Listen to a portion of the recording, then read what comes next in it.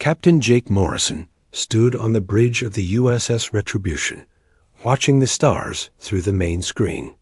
The ship moved quietly through space, far from Earth and the safety of human worlds. Jake had been a captain for 10 years, but he had never seen anything like what was about to happen. The communication officer, Ryan Clark, looked up from his station. His face was pale and worried. "Captain, we're getting a message. It's coming from somewhere outside human space." "Put it on." "The main screen," Jake said. He had learned to trust his gut feelings, and something told him this message would change everything. The screen flickered, and suddenly they were looking at an alien face. The creature had gray skin and large black eyes. Its mouth was small, but when it spoke, the voice was cold and full of anger. Behind the alien, Jake could see others of different species, all watching with the same cold stare. "I am Admiral Krenix of the Zephyrian Collective," the alien said. "We speak for 12 species and over 200 worlds. We have a message for the humans who think they can spread across the galaxy without permission." Jake felt his hands tighten into fists. He had heard of the Collective before, but they had never bothered with humans. Most alien groups saw humanity as too young and weak to worry about. Admiral Krenix continued speaking. "You have built colonies on 3 worlds that belong to us. These worlds are Nova Prime, Haven Station, and New Texas. You will leave these worlds in 30 of your days. You will take nothing with you. If you refuse, we will take them by force." Lieutenant Commander Lisa Hayes, who stood next to Jake, whispered, "Sir, those colonies have over 2 million people living on them." Jake nodded, but kept watching the screen. Admiral Krenix was not finished. "Do not think to fight us," the alien sighed. His mouth twisted into what might have been a smile. "We have defeated 47 species in the last 100 years. Most were much stronger than you humans. Some tried to resist. They no longer exist." The message ended, and the screen went back to showing empty space. The bridge was quiet for a long moment. Everyone was thinking about what they had just heard. Chief Engineer Sam Carter broke the silence. "Captain, those colonies, they've been there for 20 years. We built those worlds from nothing." "I know, Sam," Jake said. He walked to his captain's chair and sat down. "Ryan, send this message to Earth Command. Full priority. They need to see this right away." Jake had been in space long enough to know how these things usually worked. When a strong alien group threatened a weaker one, the weaker group had 2 choices: fight and die, or give up and hope to survive. Most species chose to give up, but Jake also knew something about humans that the aliens did not. Humans were different. They did not give up easily, especially when someone threatened their families. The next few hours passed slowly. The crew of the Retribution went about their duties, but everyone was thinking about the message. They all had friends or family on those colonies. Jake himself had a sister living on Nova Prime with her 3 children. Finally, Ryan looked up from his station again. "Captain, we're getting a response from Earth Command." "Put it through," Jake said. The face of Admiral Patricia Stone appeared on the screen. She was an older woman with gray hair and hard eyes. Jake had served under her before and knew she was not someone who scared easily. "Captain Morrison," Admiral Stone said, "you've seen the alien message. Earth Command has discussed this situation with the President and the Senate. We have made our decision." Jake waited. He expected to hear about diplomatic talks or maybe plans to evacuate the colonies. He was wrong. "Captain, you are ordered to change course immediately. Set a heading for Zephyrian space. You will not be carrying diplomats or negotiators. Your mission is simple. Show these aliens what happens when they threaten human families." Jake felt a cold smile cross his face. "Understood, Admiral." "What are our rules of engagement?" Use your best judgment, Captain. But remember this. 2 million humans are counting on you to send the right message. Earth doesn't negotiate with bullies. The communication ended. Jake stood up and looked around the bridge. His crew was staring at him, waiting for orders. Alex, Jake said to his weapons officer, Alex Turner, run a full check on all weapons. Systems. I want everything working perfectly. Yes, sir, Alex replied. He was already moving to his station. Lisa, Jake continued, turning to his second in command. Plot a course for Zephyrian space. Fastest route possible. Course plotted and ready, Captain, Lisa said.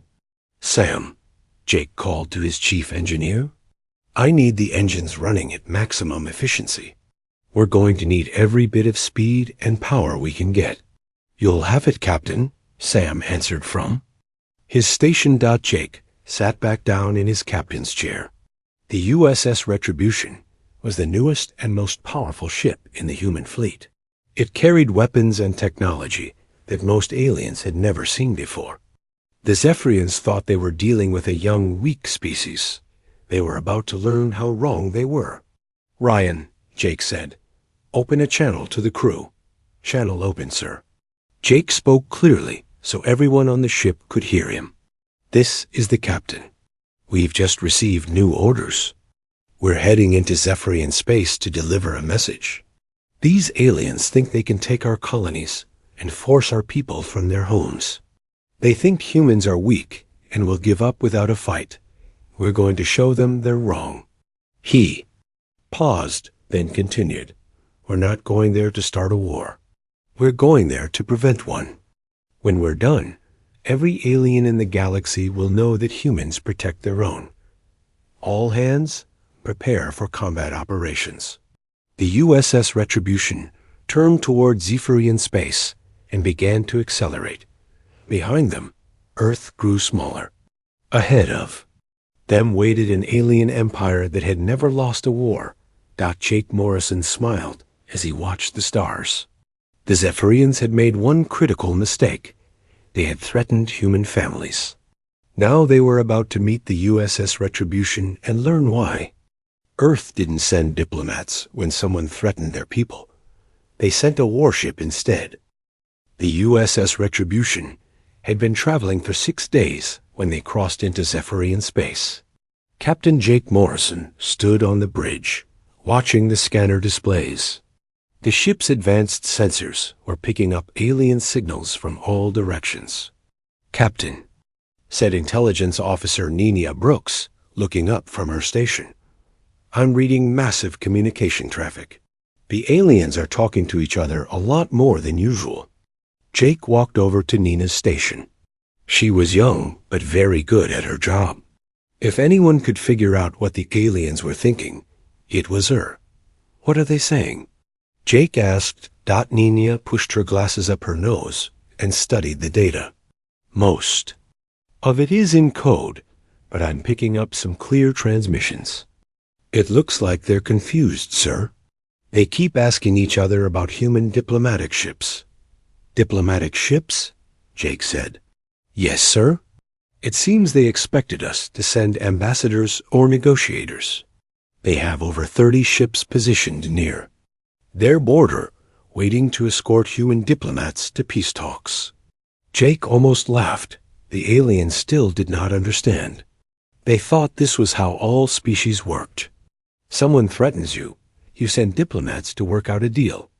Give up a little bit here. Compromise a little bit there. Lieutenant Commander Lisa Hayes walked up to them. Sir, we're getting scanned. Multiple alien ships are trying to get a reading on us. Let them look, Jake said. But keep our defensive. Systems ready. Marcus Stone, the ship's tactical officer, turned from his station. Captain, I'm tracking at least 12 alien vessels moving to intercept us. They're still keeping their distance, but they're definitely watching us. Jake nodded. Good. I want them to see us coming. The truth was, the USS Retribution was unlike any ship the aliens had ever encountered.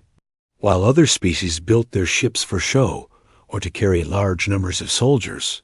Humans built theirs for efficiency and power. Every system on the Retribution was designed for one purpose: to fight and win. Chief Engineer Sam Carter's voice came over the intercom. "Captain, all systems are running perfectly. The new armor plating is working better than expected. Even our own sensors have trouble getting clear readings on us." Jake smiled. The Retribution's adaptive armor was one of humanity's newest inventions. It could change its surface to absorb or reflect different types of energy. To alien sensors, the ship would look blurred and hard to target. "Nina," Jake said, "keep monitoring their communications. I want to know what they're thinking." Nina worked at her station for several minutes, then looked up with surprise on her face. "Sir, you need to hear this. I'm picking up a conversation between Admiral Krenix and his fleet commanders." "Put it on the main speakers," Jake ordered. The bridge filled with the sound of alien voices speaking in broken English.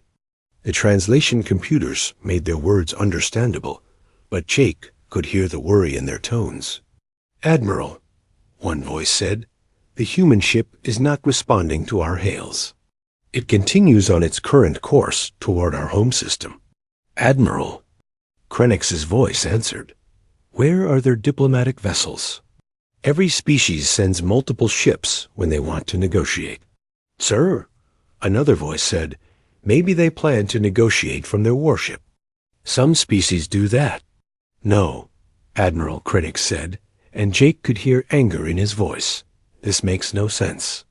Our intelligence reports say humans are peaceful. They avoid fights.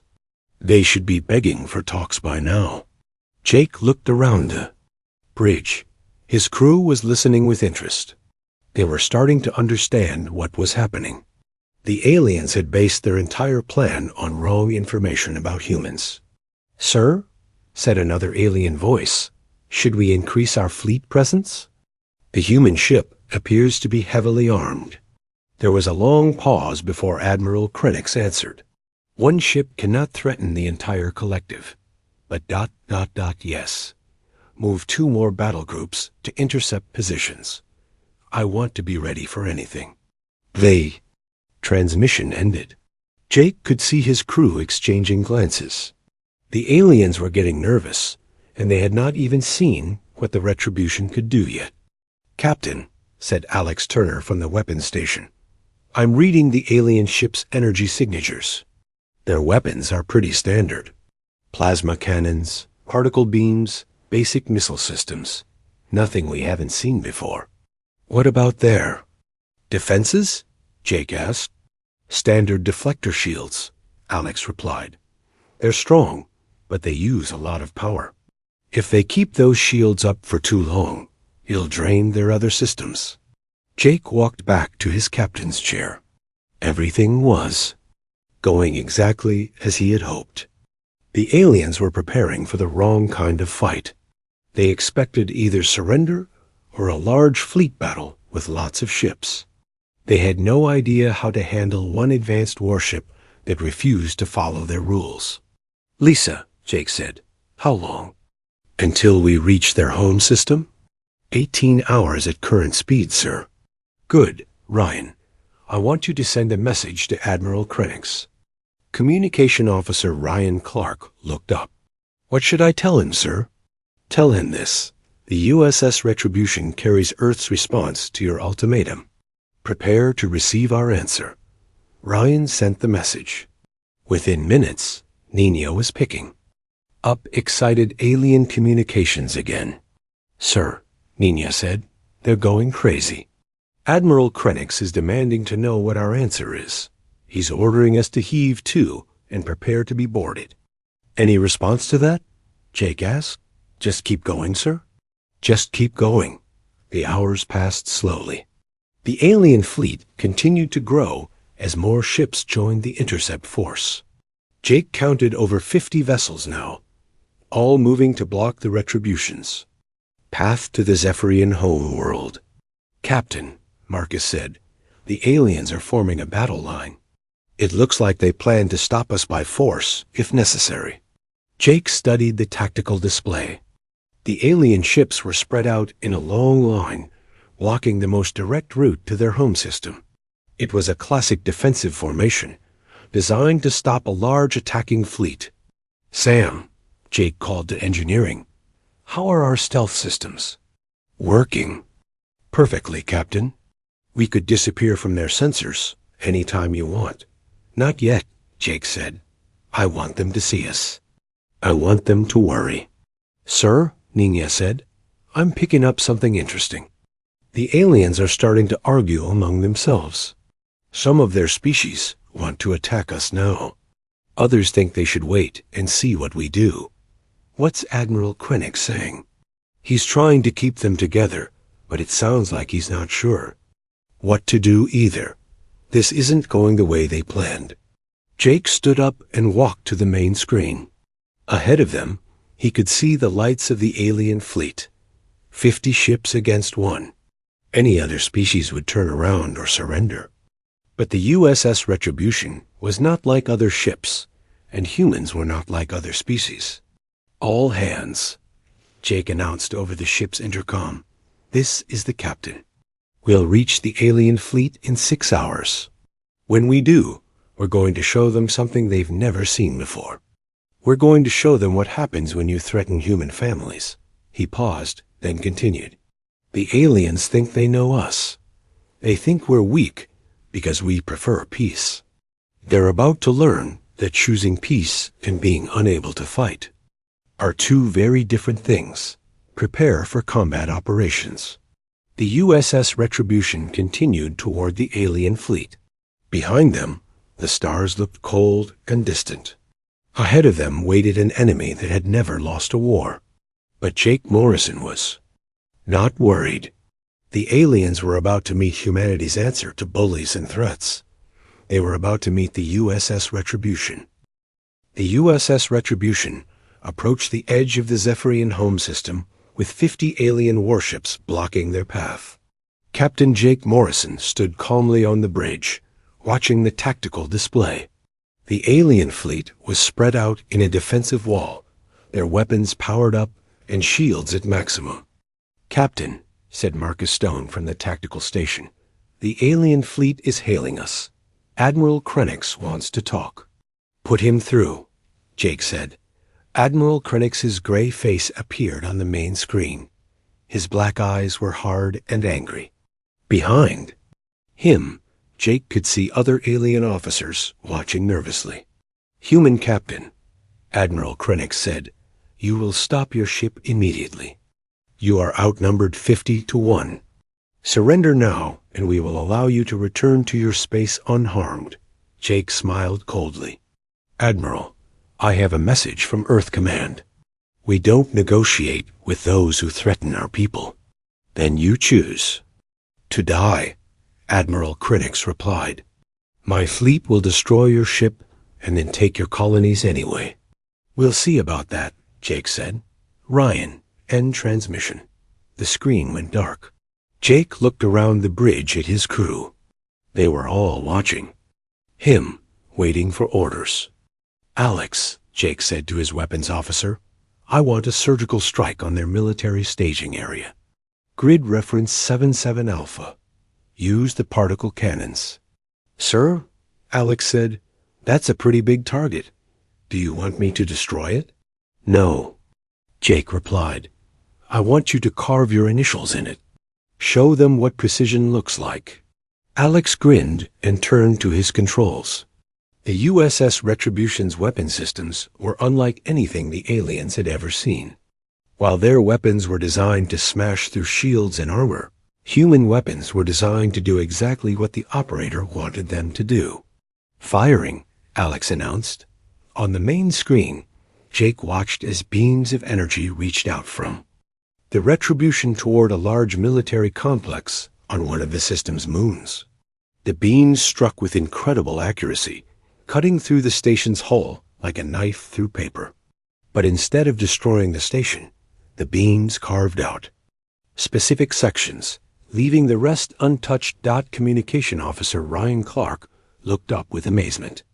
"Sir, I'm getting panic transmissions from all over the alien fleet. They can't believe what they just saw." Intelligence Officer Nina Brooks was studying her screens with wide eyes. "Captain, the aliens are going crazy. They've never seen weapons that precise before. Most of their conversations are just them asking each other, 'How did they do that?'" Jake nodded. This was exactly what he had wanted. The aliens were learning their first lesson about humanity. Humans didn't just build bigger weapons. They built smarter ones. "Marcus," Jake said, "what's the alien fleet doing?" "They're confused, sir. Some ships are moving to attack positions, but others are backing away. It looks like their commanders can't agree on what to do." Lieutenant Commander Lisa Hayes walked up to Jake. "Sir, should we prepare for their counterattack?" "What counterattack?" Jake asked. "Look at them, Lisa. Half their ships don't know whether to fight or run." Jake was right. The alien fleet was in chaos. Ships were moving in different directions, their formations breaking apart as individual captains made their own decisions about what to do. "Nina," Jake said, "what are they saying now?" Nina listened to her equipment for a moment, then looked up. "Sir, Admiral Krenix is trying to get his fleet back together, but his captains are asking questions he can't answer. They want to know how one human ship can be so accurate. They want to know what other weapons we have. And what's Admiral Krenix telling them?" He's not saying much, sir. I think he's as confused as they are." Jake walked to the main screen and studied the alien fleet. He could see ships turning away from their defensive positions. Others were powering up their weapons, but not moving forward. The neat defensive line was becoming a scattered mess. "Chief Carter," Jake called to engineering. "How are our systems holding up?" Sam Carter's voice came back over the intercom. "Perfect, Captain. We're running at about 60% capacity. We've got plenty of power in reserve." Jake smiled. The aliens didn't know that the Retribution had barely started to show what it could do. "Captain," Alex said from weapons, "I'm getting targeting locks from multiple alien ships. I think they're going to attack." "How many ships?" Jake asked. 12. "Sir, the others are holding position." Jake thought for a moment. 12 ships out of 50. The alien fleet was already breaking apart. Some wanted to fight, some wanted to run, and some just wanted to wait and see what happened. "Alex, disable those 12 ships. Don't destroy them. Just make sure they can't fight anymore." "Yes, sir." What happened next would be talked about in alien military schools for years to come. The USS Retribution moved through space like a dancer, dodging alien weapons fire that seemed slow and clumsy in comparison. The ship's return fire was surgical in its precision. Each shot disabled specific systems on the alien ships without causing unnecessary damage. Within 10 minutes, 12 alien warships were floating helplessly in space. Their weapons were offline, their engines were dead, but their crews were alive and unharmed. "Ryan," Jake said, "open a channel to the alien fleet." "Channel open, sir." Jake spoke clearly so all the alien ships could hear him. "This is Captain Morrison of the USS Retribution. We have disabled 12 of your ships without harming a single crew member. This demonstrates two things about humanity. We are precise, and we are merciful. However, our mercy has limits." He paused, letting his words sink in. "Admiral Krenix, you threatened our colonies. You demanded that 2 million humans leave their homes. Earth's answer is simple. No. We will not surrender our people to bullies." On the tactical display, Jake could see more alien ships backing away from their positions. "You have two choices," Jake continued. "You can continue this fight and learn why human warships are called dreadnoughts. Or you can withdraw your fleet, and we can discuss this situation like civilized beings. You have 5 minutes to decide." Jake ended the transmission and looked around the bridge. His crew was watching him with pride and admiration. They had just seen their captain face down 50 enemy ships and make them back down. "Nina," Jake said. "What are they saying now?" Nina was quiet for a long moment, listening to alien communications. Then she looked up with a strange expression on her face. "Sir, the alien fleet is falling apart. Individual captains are requesting permission to withdraw. Some species are demanding to know why they're fighting humans in the first place. Admiral Krenix is trying to hold them together, but what? Sir, I don't think he knows what to do. No one has ever responded to their threats like this before. They always either surrendered or sent diplomats to negotiate." Jake sat back in his captain's chair. The first phase of his mission was complete. The aliens were learning that humans were not like other species. They did not surrender when threatened, and they did not negotiate from positions of weakness. "Marcus," Jake said, "how much of the alien fleet is still in attack position?" "Less than half, sir. Maybe 20 ships. And the others? Backing away or requesting orders from their home worlds." Jake nodded. The Zephyrian Collective was discovering something that would change how they dealt with humanity forever. Humans were not afraid of superior numbers. They were not impressed by threats. And when pushed, they pushed back harder than anyone expected. The 5 minutes passed slowly. Finally, Ryan looked up from his station. "Sir, Admiral Krenix is requesting to speak with you." "Put him through." Admiral Krenix appeared on the screen again, but he looked different now. The arrogance was gone. In its place was confusion, and maybe even a little fear. "Human captain," Admiral Krenix said, "your ship ... your weapons." "How is this possible?" Jake smiled. "Admiral, you're asking the wrong question. The question you should be asking is, what do we do now?" Admiral Krenix stared at Captain Jake Morrison through the communication screen. The alien's gray face showed confusion and growing fear. Around him, other alien officers whispered nervously to each other. "What do you want?" Admiral Krenix asked. Jake leaned forward in his captain's chair. "I want you to understand something, Admiral. You threatened our colonies. You thought humans would just give up and run away. You were wrong. One ship cannot defeat the entire collective." Admiral Krenix sighed, but his voice did not sound as confident as before. "Let me show you something," Jake replied. "Ryan, end transmission." The screen went dark. Jake stood up and walked to the tactical station where Marcus Stone was monitoring the alien fleet. "Marcus, I want you to plot courses to 3 different systems. Pick military targets in each one. Nothing with civilians, just military bases and staging areas." Marcus worked at his controls for a few minutes. "Courses plotted, Captain. We can hit targets in the Corval system, the Nexus Outpost, and the Zephyrian Military Academy." "Perfect," Jake said. "Lisa, set course for the Corval system. Maximum speed." Lieutenant Commander Lisa Hayes looked surprised. "Sir, that will take. Use deeper into Zephyrian territory." "I know," Jake said with a cold smile. "I want their entire fleet to follow us." The USS Retribution turned away from the alien fleet and accelerated toward the Corval system. Behind them, the Zephyrian ships scrambled to follow. Some were still damaged from the earlier fight, but they limped along as best they could. Intelligence. Officer Nina Brooks monitored alien communications as they traveled. "Captain, the aliens are really confused now. They can't figure out what we're doing.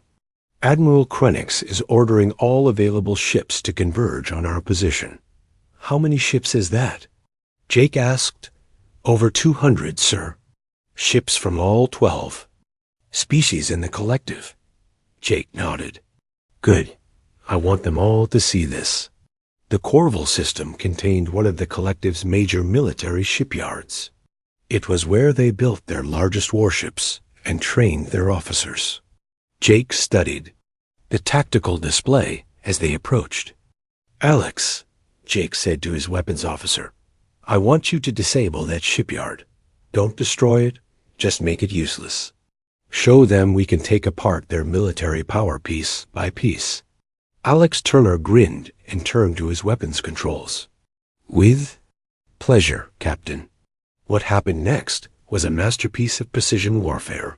The USS Retribution's weapons reached out across space and began systematically dismantling the alien shipyard. Weapon platforms went offline. Construction bays lost power. Communication arrays stopped working. But not a single alien worker was harmed. "My God," whispered Chief Engineer Sam Carter over the intercom. "Alex, that was beautiful shooting." "Thanks, Chief," Alex replied. "These weapon systems are incredible. I can hit a target the size of a dinner plate from 1,000 kilometers away." Jake watched the tactical display as the alien fleet tried to respond. Their ships moved to attack positions, but they were too slow. By the time they got into weapon range, the Retribution was already leaving for the next target. "Nina," Jake said, "what are the aliens saying now?" Nina listened to her equipment with amazement on her face. "Sir, they're panicking. The shipyard was one of their most important facilities. Admiral Krenix is getting reports from all over collective space asking what's happening. And what's he telling them?" He's not sure what to tell them, sir. He keeps asking his advisors how one human ship can move so fast, can shoot so accurately." The USS Retribution jumped to the Nexus outpost next. This was a military communication hub that coordinated collective fleet movements across 3 star systems. Jake watched as Alex disabled the facility with the same surgical precision as before. "Target neutralized, Captain," Alex reported. "All communication arrays are offline, but the station itself is intact." Jake could see alien ships on the tactical display, still trying to catch up with them. The collective fleet was spreading out across multiple systems now, chasing the Retribution, but always arriving too late to stop it. "Captain," Marcus said, "we're getting some interesting readings from the alien ships. It looks like several of them are having mechanical problems." "What kind of problems?" "Engine failures, power fluctuations, weapon malfunctions.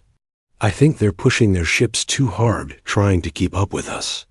Jake almost laughed. The alien ships were built for show and intimidation, not for extended high-speed operations. They were falling apart, just trying to chase one human warship. "Set course for the Zephyrian Military Academy," Jake ordered. The academy was in the home system of one of the collective's founding species. It was where they trained their best officers and developed their military strategies. Jake knew that hitting this target would send a message throughout the entire collective dot as they approached the academy. Jake could see that the aliens had finally managed to get ahead of them. A force of over 100 ships was waiting in defensive positions around the academy. "Well," Jake said, "it looks like they finally decided to make a real fight of it."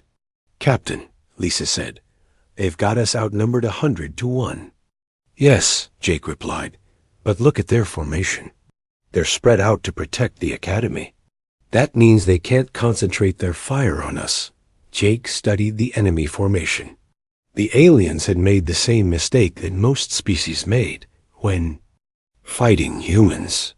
They were thinking defensively instead of aggressively.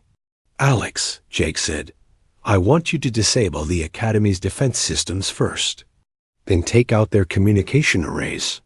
After that, we'll see how brave their fleet really is." The USS Retribution moved into the system like a wolf among sheep. The alien ships opened fire, filling space with energy beams and missiles. But the Retribution's advanced defenses and maneuvering systems made it almost impossible to hit Jake watched as Alex's weapons fire reached out to touch the military academy. One by one, the station's defenses went offline. Communication towers collapsed. Weapon platforms stopped working. Within minutes, one of the collective's most important facilities was helpless. "Captain," Nina called out, "I'm picking up a priority." Transmission. "Admiral Krenix is calling for reinforcements from the home fleets." "How many reinforcements?" "All of them, sir. He's ordering every available ship to converge on this system." Jake smiled. This was exactly what he had hoped for. The aliens were committing their entire fleet to stop one human ship. They were learning that humans did not fight the way other species fought. "Marcus," Jake said, "how many alien ships are still combat effective?" "About 60%, sir. The others are either damaged or having mechanical problems." "And how are we doing?" "All systems green, Captain. We're running at about 70% capacity." Jake walked to the main screen and looked out at the alien fleet. Ships were scattered across the system, some trying to attack, others trying to protect the Academy, and still others just trying to stay out of the way. "Ryan," Jake said, "open a channel to Admiral Krenix." "Channel open, sir." Jake spoke clearly so his words would be recorded and transmitted throughout collective space. "Admiral Krenix, this is Captain Morrison. In the past 6 hours, we have disabled 3 of your major military facilities. We have done this with one ship while your entire fleet watched helplessly." He paused, letting the words sink in. "You threatened our colonies because you thought humans were weak. You thought we would surrender our people to avoid a fight. You were wrong." On the tactical display, Jake could see that more alien ships were backing away from their attack positions. "But we are not unreasonable," Jake continued. "We came here to send a message, not to destroy your civilization. The message is simple: leave our people alone." Jake ended the transmission and looked around the bridge. His crew was watching him with pride and admiration. They had just watched their captain face down the entire Zephyrian collective and make them back down. "Captain," Nina said quietly, "the alien communications are getting really interesting. Some of the species are starting to question why they're fighting humans at all. Others are asking if maybe they should try to make peace. And Admiral Krenix? He's trying to hold the collective together, but it's not working. Too many species are starting to think that maybe they picked a fight with the wrong people." Jake sat back in his captain's chair. The demonstration was almost complete. The aliens were learning that humans were not like other species. They did not surrender when threatened. They did not negotiate from positions of weakness. And when forced to fight, they fought to win. "Sir," Marcus said, "Admiral Krenix's flagship is moving to intercept us. It looks like he wants one final battle." Jake looked at the tactical display. The alien flagship was 3 times the size of the Retribution and carried enough weapons to destroy a small moon. But Jake was not worried. "Well," he said, "I guess it's time for the final lesson." Admiral Krenix's flagship, the Dominator, moved toward the USS Retribution like a mountain floating through space. The massive alien warship was over 2 kilometers long and bristled with enough weapons to destroy an entire fleet. Behind it followed 30 of the collective's most powerful ships. Captain Jake Morrison watched the approaching enemy force on his main screen. His crew was quiet, knowing that this would be the final test. Everything they had worked for would be decided in the next few minutes. "Captain," said Marcus Stone from the tactical station, "the alien flagship is 3 times our size. Its shields are at maximum power and all weapons are online." "What about the escort ships?" Jake asked. 30 heavy cruisers. "They're moving into attack formation around the flagship." Jake nodded. Admiral Krenix was making his final stand. The alien commander knew that if he lost this battle, the collective would lose all respect for his leadership. But Jake also knew something that Admiral Krenix did not understand yet. "Alex," Jake said to his weapons officer, "can you punch through their shields?" Alex Turner studied his displays for a moment. "Yes, sir, but it'll take some work." "There. Flagship has really strong defenses. How long?" "Give me 10 minutes of clear shooting, and I can take down any ship they have." Jake smiled. "You'll have your 10 minutes. "Captain," said Communication Officer Ryan Clark, "Admiral Krenix is hailing us. Put him through." Admiral Krenix's face appeared on the main screen. The alien looked older than before, and Jake could see fear mixed with desperation in his black eyes. "Human Captain," Admiral Krenix said, "this ends now. You have embarrassed the collective for the last time. My flagship will destroy your ship, and then we will take your colonies as planned." Jake leaned back in his chair. "Admiral, you still don't understand, do you?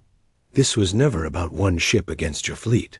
This was about showing you what humans are capable when you threaten our families." "Words," Admiral Krenix shouted. "My ship carries enough firepower to destroy a planet.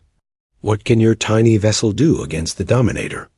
"Let me show you," Jake said. "Ryan, end transmission." The screen went dark. Jake stood up and walked to the center of the bridge. His crew was watching him, waiting for orders that would decide the fate of 2 million human colonists. "Lisa," Jake said, "bring us about. Full combat maneuvering." "Yes, sir," Lieutenant Commander Lisa Hayes replied. Her fingers flew over the navigation controls. "Alex, target their escort ships first. I want to isolate the flagship." "Understood, Captain," Alex said. "Sam," Jake called to engineering, "I need everything you can give me. Full power to weapons and shields." Chief Engineer Sam Carter's voice came back over the intercom. "You've got it, Captain. All systems are at maximum efficiency." The USS Retribution turned to face the alien fleet, 31 ships against 1. Any other species would have surrendered or tried to run away. But humans were different. The battle began when the alien ships opened fire. Space filled with energy beams, plasma bolts, and guided missiles. The night sky lit up like a deadly fireworks display. But the Retribution moved through the enemy fire like it was dancing, dodging and weaving with grace that seemed impossible for such a large ship. "Alex, now," Jake ordered. The Retribution's weapons reached out with surgical precision, while the alien ships fired wildly, hoping to hit their fast-moving target. The human weapons found their marks every time. One by one, the escort ships began losing power and dropping out of the fight. "Incredible shooting, Alex," Marcus called out. "You're hitting them faster than they can react." Intelligence Officer Nina Brooks looked up from her station with amazement. "Captain, I'm monitoring alien communications. Their captains are asking each other how we can move so fast and shoot so accurately." Jake watched the tactical display as more alien ships were disabled. The Retribution's weapons were designed to incapacitate rather than destroy, and Alex was using them perfectly. Within 15 minutes, 25 of the escort ships were floating helplessly in space. "Captain," Lisa said, "the remaining escort ships are withdrawing. It's just us and the flagship now." Jake looked at the main screen. The Dominator hung in space like a massive metal mountain. Its weapons were still firing, but the huge ship was too slow to track the Retribution's movements. "Alex," Jake said, "time to show Admiral Krenix what human engineering can do." What happened next would be remembered in military history classes across the galaxy. The USS Retribution attacked the alien flagship with a combination of speed, precision, and tactical brilliance that no alien species had ever seen before. The Retribution moved around the Dominator like a small fighter attacking a giant bomber. Every time the flagship tried to bring its massive weapons to bear, the human ship was already somewhere else. But the Retribution's return fire never missed Jake watched as Alex systematically dismantled the alien flagship's defenses. Generators went offline. Weapon platforms stopped working. Engine systems failed. But the ship's hull remained intact, and the crew was unharmed. "Captain," Alex reported, "the flagship is completely disabled. No weapons, no shields, minimal life support. But all crew members are alive." Jake nodded. "Perfect. Ryan, open a channel." "To Admiral Krennic's." "Channel open, sir." Admiral Krennic's face appeared on the screen again, but he looked completely different now. The arrogance was gone. The anger was gone. In their place was something Jake had never seen in an alien commander before: respect. "How?" Admiral Krennic's asked quietly. "How is this possible?" Jake stood up and walked closer to the screen. "Admiral, you made a mistake. You thought humans were weak because we prefer peace. You thought we would give up our colonies to avoid a fight. But choosing peace and being unable to fight are two very different things." Admiral Krennic's stared at him. "Your ship ... your weapons ... your tactics. Nothing in our military databases prepared us for this." "That's because you've been fighting species that think like you do," Jake explained. "You overwhelm them with superior numbers, and they surrender. But humans don't think that way. When someone threatens our families, we don't count how many ships they have. We just figure out how to win." On the tactical display, Jake could see that alien ships throughout the system were backing away from the battle area. Word of the Dominator's defeat was spreading quickly. "Nina," Jake said, "what are the alien communications saying now?" Nina listened to her equipment for a moment. "Sir, it's chaos out there. Ship captains are requesting permission to withdraw. Some species are demanding to know why they're fighting humans at all. The whole collective is falling apart." Jake looked back at Admiral Krennic's. "Admiral, this is what happens when you threaten human colonies. This is what happens when you mistake our desire for peace as a sign of weakness." Admiral Krennic's was quiet for a long moment. When he spoke again, his voice was different, humbler. "What ... what do you want from us?" "It's simple," Jake said. "Leave our people alone. Cancel your ultimatum. Recognize that human colonies belong to humans. And if we do this, then we go home and pretend this never happened. Earth has no interest in conquering your worlds or destroying your civilization. We just want you to leave our families in peace." "Admiral." Krennic's looked around at his bridge crew, then back at Jake. "And if we refuse?" Jake smiled, but it was not a friendly smile. "Admiral, look around you. Look at your disabled fleet. Look at your ruined military bases. Do you really want to find out what else the USS Retribution can do?" The alien commander was quiet for another long moment. Finally, he spoke. "The collective ... withdraws its ultimatum. Your colonies will not be molested. Thank you, Admiral." That was the right choice. Jake ended the transmission and looked around. The bridge. His crew was staring at him with pride and admiration. They had just witnessed something that would change the balance of power in the galaxy. "Captain," Ryan said, "I'm getting messages from all over human space. They want to know what happened here." "Tell them the truth," Jake said. "Tell them that when bullies threaten human families, Earth doesn't send diplomats. We send the USS Retribution." Over the following weeks, news of the battle spread throughout the galaxy. Alien species that had never paid attention to humans suddenly wanted to establish diplomatic relations. Former enemies became potential allies. The Zephyrian Collective, once one of the most feared military powers in the sector, became a cautionary tale about the dangers of underestimating humanity. Admiral Krennic's returned to his home world in disgrace, but he carried with him a new understanding of human nature. Humans were not like other species. They did not surrender when threatened. They did not negotiate from positions of weakness. And when forced to fight, they fought with a combination of skill, technology, and determination that was unlike anything the galaxy had ever seen. The USS Retribution returned to human space as heroes. But more importantly, they returned as harbingers of a new era. The galaxy now understood that humanity had earned its place among the stars, not through luck or alien charity, but through competence, courage, and the willingness to fight when fighting was necessary. Captain Jake Morrison stood on the bridge of his ship, watching the stars through the main screen.